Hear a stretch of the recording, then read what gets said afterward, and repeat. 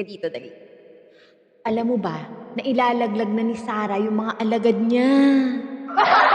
Oo, kasi nga, humiling si Sarah ng closed door meeting kay PBBM. At balita ko, kahapon, muntik na palang maaresto ang may sayad at bangag na VP. Kaya naman pala nagkukumahog na makipag-usap kay PBBM at magmamakauha. Kawawa naman yung mga DDS. Iniwan na naman sa ere ni Sarah. Pinahiya na naman ni Sarah ang mga DDS! Kawawa naman kayo, no? Palagi na lang kayo nilalaglag ni Sarah.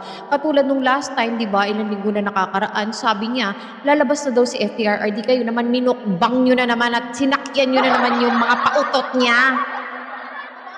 May pa-press release pa kayo na lalabas si FPRRD. Nasaan na ngayon?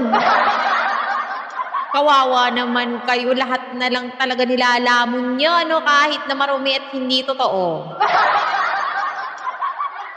Ilang linggo na nakakalipas, wala pa rin lumalabas sa matandang magnanakaw at mamamatay tao sa ICC.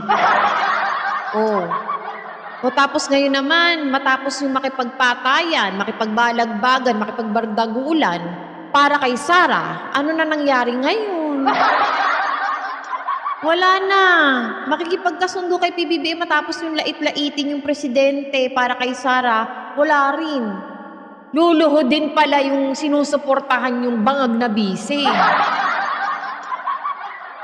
Uy, paano na ngayon yan? Mga DDS, pahiya na naman kayo.